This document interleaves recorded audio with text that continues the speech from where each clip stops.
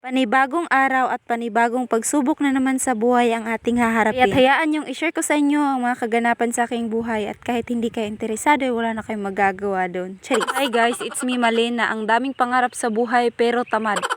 Aminin nyo, kahit anong motivate nyo sa sarili nyo, hanggang ngayon tamad pa rin kayo. Charis! So, alam nyo naman na bago ko talaga sisimulan ng araw ko ay magkakape talaga ako. Dahil nga, kape is life, coffee is life, ganun. Pagkatapos ko magtimpla ng kape, ito na may nagluto ako ng sinangag na kanin. At syempre, ito kumain na nga ako. At para hindi na kayo magtanong sa akin, ayan, kumain na po ako. Hindi na po kailangan i-update, ganun. Uy, napaka-uwi! Huwag nyo akong i-judge kung wala kayong nakikitang ulam dyan dahil nagtitipid na po ako dahil sa sobrang gastadera ko. Ay, hindi ko na talaga to kinakaya.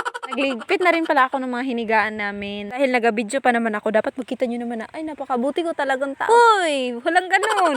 Ito, totoo na talaga ito. Syempre, nagalinis ako no, bago ko simulan ng mga gawain. Ito nga, paglabas kong anang bahay ay sobrang init na naman. Sabi naman ito, oy, wala na talagang ulan-ulan dito sa amin. Sa tuwing lalabas ako, nafe-feel ko na talagang parang binabarbecue ako sa sobrang init. Kahit lalagyan mo ng sunscreen yung buong katawan mo, ay di yan i-effect dito. Yun nga, ang dami ko talaga mga sinasabi. Ipapakita ko pala sa inyo itong aming pwesto. Malapit lang talaga ito sa kalsada. Pagkarating ko nga pala dito sa aming pwesto, ayan, nagwalis na nga pala ako. Para malinis naman rin tignan. Pero alam nyo, sumakit ang likod ko dahil sobrang liit naman itong walis. At ayan, ako na lang talaga ang nag-adjust. Anyway, maaga palang umalis si Noel kanina kaya hindi niyo siya nakita sa video. At ayun nga, inintindi niya nga muna yung kanyang alagang baka. Bigla nga rin ako dito kasi pagdating ko sa pwesto, may saging na. Ay, kahit papano, ay may saging na rin. At sa mga hindi po nakakaalam, ito po pala yung mga kinabibisihan namin ni Noel. Wala, share ko lang.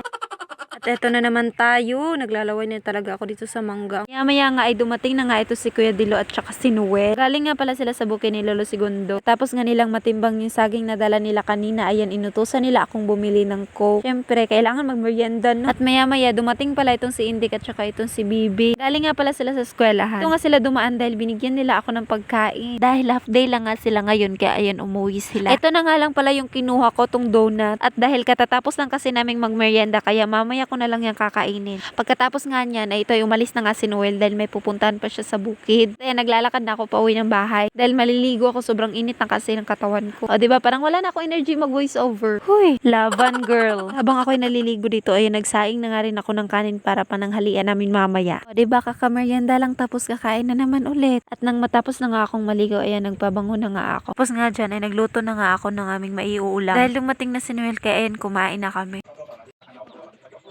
Ayaw niya nga sanang magpa-video sa akin pero wala siyang magagawa doon. At nang pagkahapon nga, ito nga ay umalis kami para pumunta sa bukid. Ayan nga, hinatid ako ni Noel. Hindi naman ito kalayuan. Mga ilang minuto lang yung biyahe namin. Pagkarating namin, ito nga sinalubong nga kami ng aso.